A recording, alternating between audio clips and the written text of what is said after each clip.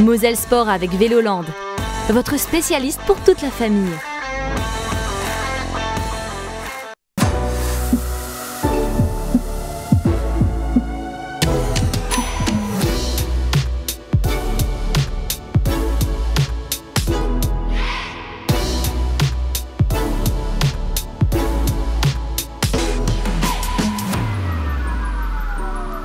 Salut les sportifs, salut les sportives, bienvenue dans cette nouvelle édition de Moselle Sport.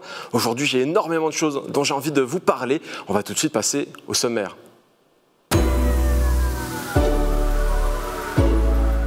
Nous commencerons avec l'actualité en bref, notamment avec Metz Tennis de Table qui joue sa finale cette semaine. Et nous passerons aussi par un détour du côté de Sarrebourg-Moselle Sud Handball et son recrutement. Suivra notre pastille terre de jeu, puisque ça y est, les volleyeurs brésiliens U21 sont arrivés en Moselle pour leur tournoi. Ensuite, nous parlerons golf, préparez votre swing, puisque nous reviendrons sur l'Open de la Mirabelle d'Or qui s'est tenu à Metz. Et enfin, nous parlerons Aikido, et oui, j'ai mouillé le maillot pour vous. Je suis allé tester cette pratique au niveau du club de Semécourt. Alors remontez vos chaussettes et c'est parti pour l'actu de la semaine.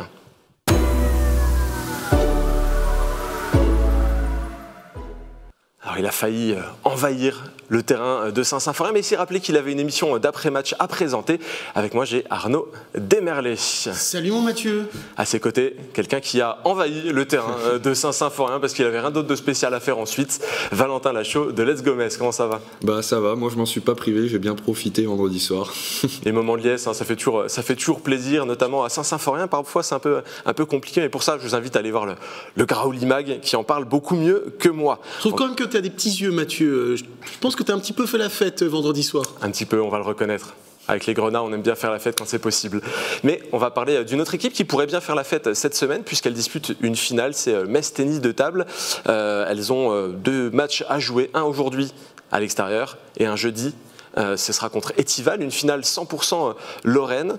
Valentin, qu'est-ce que tu en penses de cette finale? C'est plutôt prometteur alors qu'elles avaient déjà joué une finale européenne il y a quelques semaines, quelques mois maintenant. C'est ça, c'est très prometteur en effet, notamment quand on voit leur saison. Finalement, aller en finale de Ligue des Champions, c'est loin d'être anodin.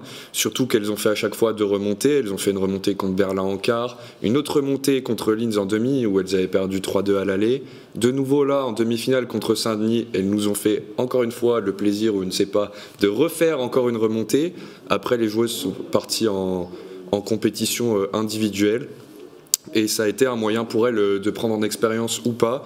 Je sais que pour Adina Diaconou, par exemple, au championnat d'Europe ou du monde, ça a été un petit peu compliqué.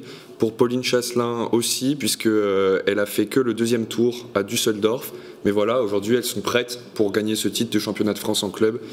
Et on va prier et croiser les doigts pour elles. Alors Arnaud, elles ont repris aussi, on l'a dit il y a quelques jours, avec une demi-finale accrochée. Elles avaient perdu à domicile avant d'aller s'imposer avec les muscles, on va dire, à l'extérieur. C'est pas rien pour se qualifier en finale. Elles savent montrer qu'elles en ont, les joueuses du Metz TT. Oui, pour reprendre un petit peu les propos de Valentin, c'est le copier-coller de la demi-finale contre Linz. Elles avaient déjà perdu à domicile, elles avaient été chercher leur qualification à l'extérieur. Après cette qualification pour la finale, pour moi elle est presque logique quand on se rappelle de cette saison de Metz TT d'une part, et d'une autre part la saison en championnat, puisque Metz TT est la tête de série numéro 1 de ces playoffs. Donc finalement la logique est respectée. Maintenant c'est vrai qu'après la défaite du match aller, il fallait réussir cet exploit, parce que quand on perd à domicile, c'est vrai que la dynamique, la confiance change de tête, change de main, et c'est vrai que les joueuses de Loïc Belguise ont sorti le grand jeu à l'extérieur.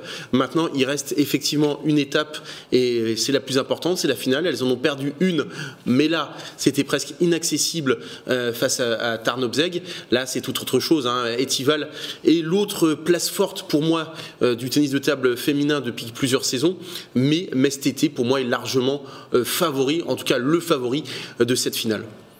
Alors on espère en tout cas voir les pongistes de Metz soulever un nouveau trophée. Elles ont déjà été reçues en mairie il y a quelques jours, mais ça c'était pour l'ensemble des résultats du club. Ce serait une belle occasion une nouvelle fois de faire la fête à Metz. Et sans transition, on va passer tout de suite à Sarrebourg, puisqu'il y a un beau recrutement qui prend place petit à petit. On a reçu plusieurs personnes du club là, il y a quelques semaines qui nous avaient déjà annoncé quelques petites choses. Là ça y est, on est sur du concret, Arnaud. Oui, effectivement, on avait reçu Arnaud Calbry, l'entraîneur, et Christian Reinhardt, le président. Effectivement, il y a 3 recrues qui ont signé donc à Sarrebourg. Des recrues avec tout le temps un petit peu la même identité. Ce sont de jeunes joueurs. On peut parler quand même de Paris avec ces 3 joueurs. Il y a Clément Esparon, le Réunionnais de 20 ans, qui était à Nîmes, qui est surtout un attaquant qui perd fort les défenses adverses. Je pense que Valentin, tu seras ravi d'apprendre les mensurations entre guillemets de ce très beau bébé. 1m88, alors c'est ta taille, clairement. Un petit peu moins. Un petit peu moins, mais alors au niveau du poids, c'est tout autre chose. C'est 95 kilos. Donc c'est vrai que c'est totalement différent. Là, moi je préfère t'avoir à côté de moi parce que je pense que Clément Esparon, il met une petite claque ou quoi que ce soit. Je suis en dehors du plateau. En tout cas, trêve de plaisanterie, c'est un super joueur sur le papier. Il faudra voir comment il s'intègre vraiment cette équipe de Sarrebourg. C'est le remplaçant de Marco Mangon qui était le meilleur joueur à Sarrebourg cette saison, donc à voir. À ce poste d'arrière gauche, il y aura aussi Noah Bardou, formé à l'US Ivry, qui a la particularité, mon cher Mathieu, je sais que tu adores les belles aventures, je sais que tu serais ravi cet été de partir à Reykjavik. Et ben lui, il a joué en Islande avant de revenir au bout de 6 mois comme joker médical de Villeurbanne. Là aussi, c'est un jeune joueur, arrière gauche de 21 ans, avec un très gros caractère. Donc à ce poste-là, c'est blindé. Et au poste de pivot, on attendait le remplaçant de Geoffroy Carabas. Ben finalement, c'est Baptiste Capel qui a été prêté cette saison par Dunkerque à Hasbrook, club de National 1. C'est un joueur qui est passé par les équipes de France cadets, jeunes et juniors. Et un petit peu comme Geoffroy Carabas, il a vraiment une très bonne main, en tout cas sur le papier. Là aussi, avec Jordan Yamjeu, ça paraît complémentaire. Malgré tout, 3 joueurs avec 20 ans, 21 ans, 20 ans, c'est encore très très jeune. C'est encore des bébés. Je compte évidemment sur Arnaud Calbry pour les modeler un petit peu à sa sauce. Mais malgré tout, les inconvénients de la jeunesse, parfois c'est d'être un peu trop insouciant. Mais bon, nos 20 ans, mon cher Mathieu, ils sont très loin. Quelle belle époque. En tout cas, on va attendre sagement que Sarrebourg trouve un petit vétéran pour venir nous encadrer tout ça. Mais c'est plutôt prometteur de ce que tu nous dis. Moi, j'ai plutôt hâte de les voir évoluer la saison prochaine. On espérera juste que personne ne te mettra de claques. On veut te garder bien présent sur le plateau. Il n'y a que Valentin qui a le droit de me donner des claques. Oui, parce que c'est un supporter de Montferrand, de l'ASM, donc voilà. En rugby, on a le droit. Oui, il donne plus trop de claques en ce moment. Ok, la boîte à gifles, tout ça, mais bon, on va rester tranquille. On va tout de suite surtout passer avec un peu plus de fair play à notre séquence Terre de jeu.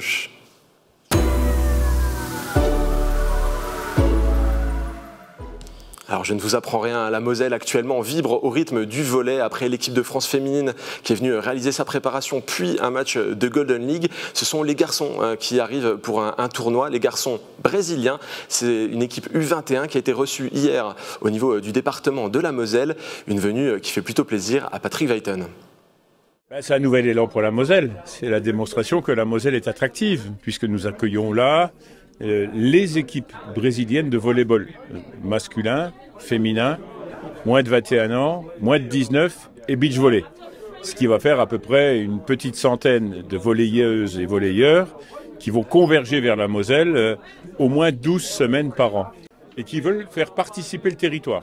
Ils vont organiser quelques matchs, ils veulent se mettre au contact. C'est une plateforme brésilienne au contact du volley-ball européen. C'est leur objectif dans toutes ces catégories et pour nous, ça place la Moselle aujourd'hui au cœur d'une plateforme européenne et au firmament du volley-ball mondial et olympique. Alors Valentin, on l'a entendu, ça commence à sentir bon les Jeux Olympiques. On a vu le compteur, mais au niveau de l'ambiance, ça monte tout doucement en Moselle. C'est ça, on voit que les équipes commencent à arriver tout doucement. Là, il y a le Brésil qui vient s'installer, prendre ses repères, notamment sur le lieu d'entraînement Academos. C'est un moyen pour eux aussi de prendre la température. Voilà, on est quasiment à 1 an des Jeux Olympiques. Ils vont jouer 2 matchs de préparation ici en Moselle. Et en plus, on a la chance de recevoir une grande place forte du volley mondial. Personnellement, j'avais vu à Roland-Garros au Beach Pro Tour de beach volley. Comme il se la pète. Sur le Philippe Chatrier, la paire Douda-Patricia. Et tout ça pour dire qu'elles avaient vraiment dominé le tournoi à ce moment-là. Et il n'y a pas que les garçons U21 qui peuvent jouer des médailles et se dire que toutes ces équipes-là, puisqu'il y aura évidemment toutes les équipes de volley brésiliennes qui vont venir en Moselle, c'est une grande chance et je pense que tout le département pourra bénéficier de tout ça. Arnaud, il y a eu quelques indiscrétions qui ont fuité hier. Il semblerait qu'il y ait des nouvelles délégations qui approchent de la Moselle également. Oui, effectivement, il y a la délégation bolivienne de natation qui va débarquer en Moselle, les équipes féminines et masculines. Alors c'est vrai que la Bolivie sur le papier, la natation, ça paraît antinomique, mais pourquoi pas. En tout cas, c'est une belle pioche. Et puis je retiendrai qu'effectivement la délégation danoise de gymnastique, peut-être que nos amis de Metz Handball, Louise Winterburgard et Christina Jorgensen ont appelé l'entraîneur, le coach de la gymnastique. Je ne sais pas si ce sont de très bonnes gymnastes, hein. Très bonnes handballeuses, c'est certain. Mais... Toujours est-il qu'il y a une filiation vraiment entre la Moselle et le Danemark. Et en tout cas, là, ça fait clairement plaisir également, puisqu'on sent en tout cas que la Moselle fait tout ce qu'elle peut. C'est le département, le Patrick Weiten et tous les personnes qui gravitent autour, qui essayent vraiment de faire venir le maximum de délégations. Donc vraiment, je voudrais leur rendre hommage, parce que c'est pas si simple. Oui, la Moselle est à 1h30 de Paris. Oui, la Moselle est attractive, mais la Moselle n'est pas toute seule. Et il y a combien d'autres départements qui font le forcing pour essayer d'avoir les meilleures délégations possibles et imaginables. Donc encore une fois, c'est vrai que je rejoins Valentin. Le fait d'avoir, c'est vraiment le gros coup pour le moment. Je pense qu'il y en aura d'autres, mais l'équipe de volley brésilienne et toutes les équipes, c'est juste exceptionnel. Et je pense qu'effectivement, si le Brésil obtient une médaille aux Jeux Olympiques de Paris 2024, quelque part, la Moselle y sera pour un tout petit quelque chose. En tout cas, si vous ne le saviez pas encore, la Moselle est une terre de jeu. On n'a pas fini d'en parler dans Moselle Sport. Mais pour le moment, on va passer sur un sport non olympique, le golf.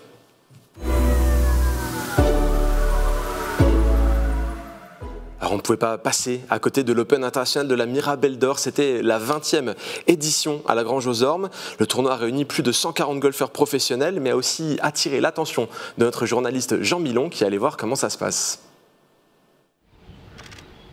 Quelques centimètres, voilà à quoi s'est joué le 20e trophée de l'Open de la Mirabelle. Au 18e et dernier trou, Théo Brizard manque d'un rien de soulever le trophée.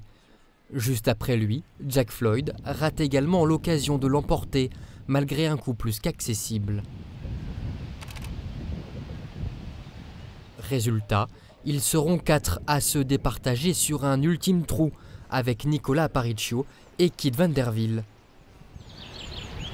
Après 2 coups, Théo Brizard est encore le mieux positionné. Mais rebelote, le destin fait des siennes.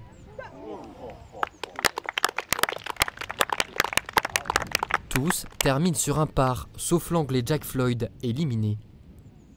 Sur le parcours depuis très tôt le matin, la fatigue commence à se faire ressentir. La tension est, elle, palpable. Le silence règne sur le green. Après un coup un peu trop court, Nicolas Aparicio voit ses chances de victoire s'envoler. Le duel final opposera Théo Brizard et Kit van der Wiel. Le Français manque malheureusement encore sa cible. Le Néerlandais en profite. Il sera l'heureux vainqueur de cette 20e édition, son 3e titre de la saison sur la PLS Tour.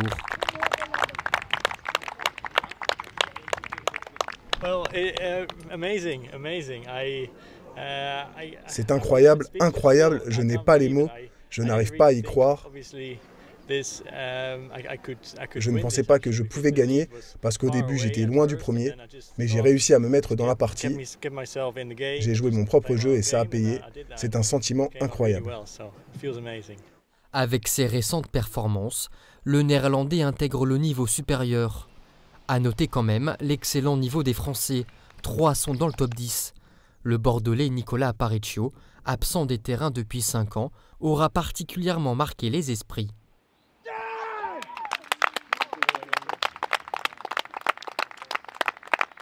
J'ai repris cette année et c'était mon premier tournoi du Alpes-Sour, donc je suis vraiment très content.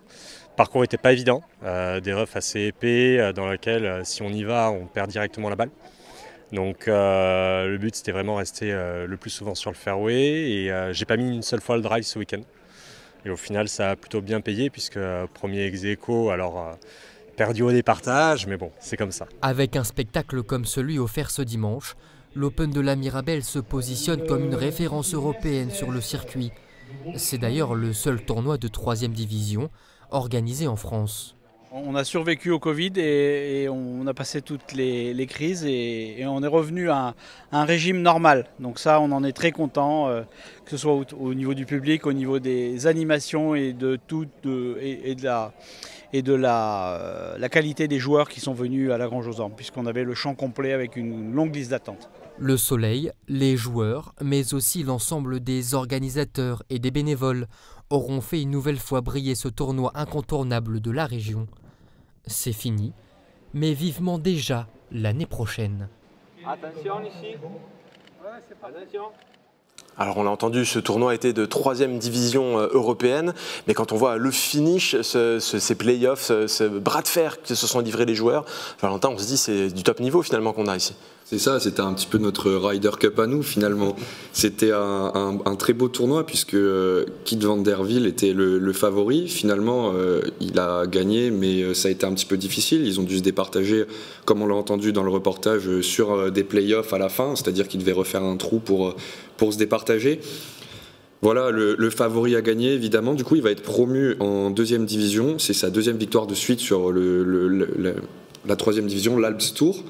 Donc c'est normal qu'il gagne, il a gagné il y a quelques temps, très récemment en Espagne, c'est sa 2e victoire d'affilée, mais j'aimerais aussi qu'on souligne la très bonne performance d'un Français qui était amateur et qui s'appelle Théo Boulet et qui a échoué seulement à 5 coups du vainqueur, alors que c'est pas son métier, par rapport à des pointures qu'il y avait, qui étaient très fortes aussi, c'est super et je pense que ce tournoi va s'installer dans le temps et c'est une très bonne chose. Comme on l'a entendu, c'est le seul en France en 3e division et ça peut permettre peut-être aussi d'en lancer d'autres, peut-être d'envisager quelque chose de plus grand pour cet Open de la Mirabelle et on va espérer que ça continue. Voilà, la preuve qu'en tant qu'amateur, Arnaud, tu peux t'y mettre au golf, peut-être que tu arriveras à grimper les échelons et à te situer à 5 points du vainqueur.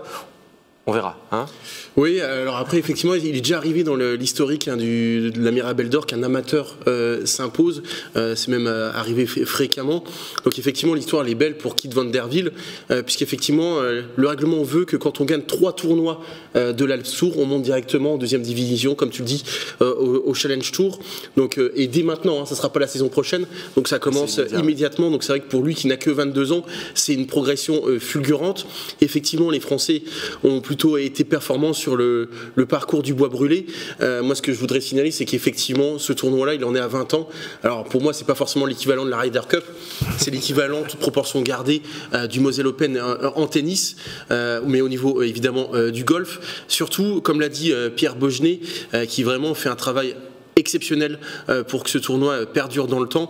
Ce tournoi a fait face donc au Covid, mais surtout à une concurrence vraiment pendant des années du château de Praich. Il y a également eu le tournoi de Strasbourg. Donc ça a été difficile pendant très longtemps. Malgré tout, il est toujours debout, plus que debout maintenant. C'est le seul en France, je crois de mémoire. C'est le 2e même de l'Alps Tour le plus ancien, avec un tournoi néerlandais. Donc effectivement, ce tournoi-là, c'est déjà une tradition vraiment dans le calendrier de cette 3e division qui fait la part belle effectivement aux amateurs, aux professionnels, mais c'est surtout la grande fête de la Grange aux Ormes qui est vraiment pour moi, en tout cas à titre personnel, vois-moi l'endroit en Moselle où il fait bon aller faire du golf. En tout cas, c'est un événement qui est bien coché dans nos agendas et on aura plaisir à y retourner dès l'année prochaine puisque ça promet encore une fois un très bel événement. Mais un autre bel événement nous attend puisque nous allons passer à notre dernière partie d'émission, c'est le GTST.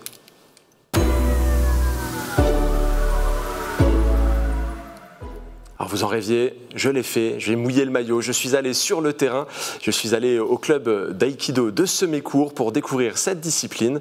Je vous invite à regarder ce que ça donne. Salut les sportifs, aujourd'hui vous avez vu j'ai pris mon sac. Je suis à la maison des associations de Semécourt. On va aller tester l'aïkido avec l'association qui est présente ici. C'est une séance de découverte qui a été ouverte au public. Personnellement, j'ai pas fait de sport depuis des mois et des mois, donc j'espère que je vais pas trop douiller. On va aller découvrir ça. C'est parti.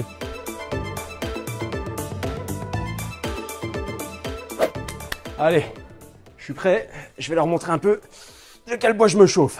Expire, quand t'as mal, t'arrêtes. Bon, même si en réalité l'aïkido est un art martial non violent, ils m'ont vite remis à ma place. On commence par une séance d'échauffement. Avant de s'y mettre, le cours débute par un salut sur le tatami, un signe de respect entre pratiquants. Les échauffements, c'est l'occasion de chauffer ses muscles, surtout quand ils n'ont pas servi depuis longtemps, comme les miens, mais aussi de prendre conscience de son corps. Le but de cet art martial, c'est de canaliser le mouvement et la force de l'adversaire sans entrer en opposition avec lui.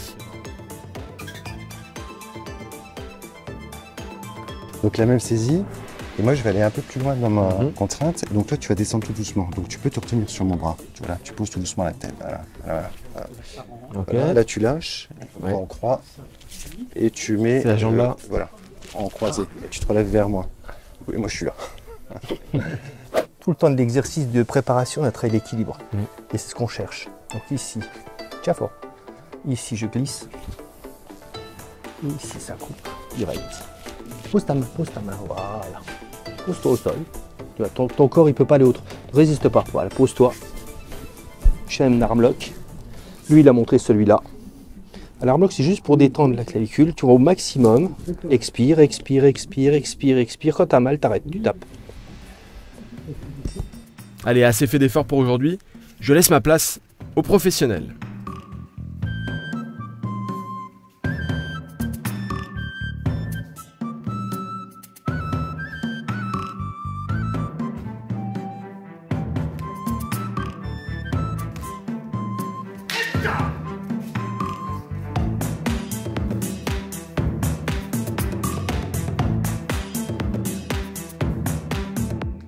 Alors, explique-nous qu'est-ce qui t'amène dans ce dojo. C'est un sport que tu pratiques habituellement? Oui, en fait, j'ai commencé ce sport depuis septembre dernier.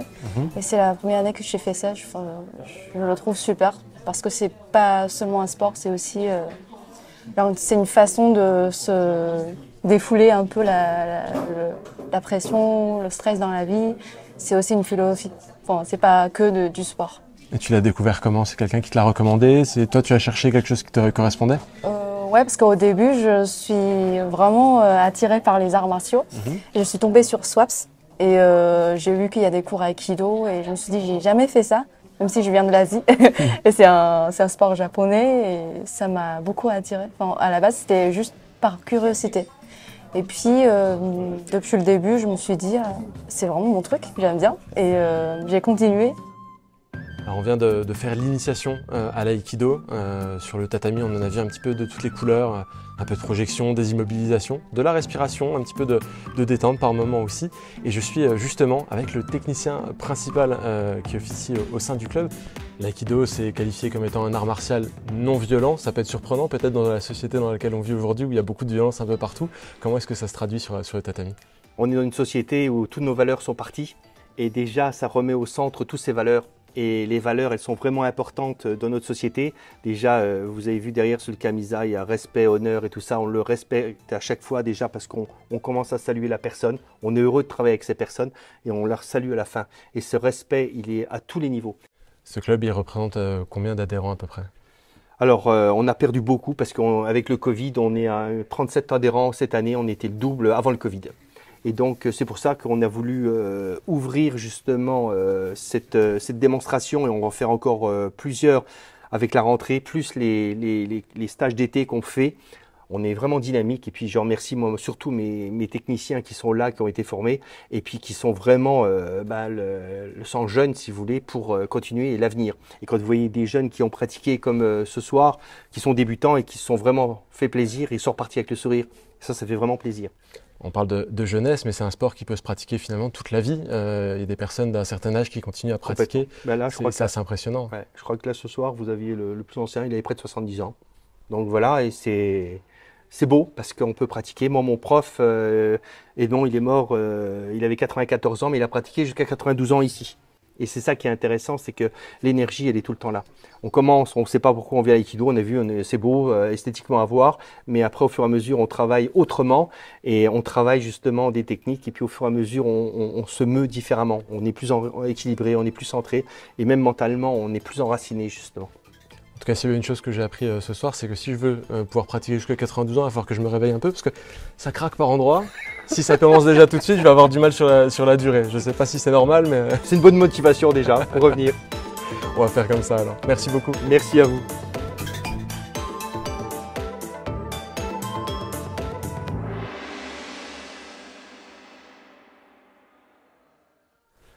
Ils sont tous partis, mais moi j'ai envie de continuer l'entraînement.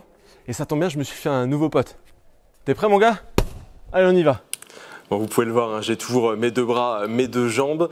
Messieurs, quel est votre niveau en roulade? Parce que pendant le reportage, je vous ai senti chaud aller sur le tatami rouler un petit peu. Je pense que Arnaud me battra sur ce point pour les roulades, hein, mais... Arnaud, une petite expérience? Je suis pas sûr.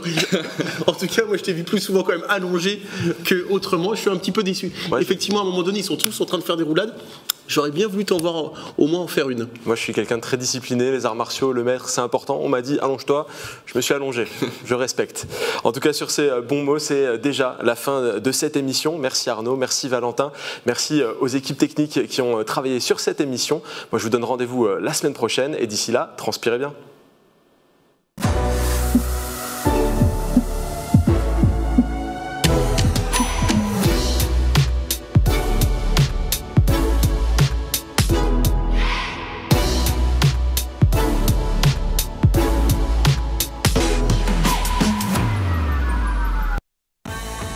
Moselle Sport avec Véloland, votre spécialiste pour toute la famille.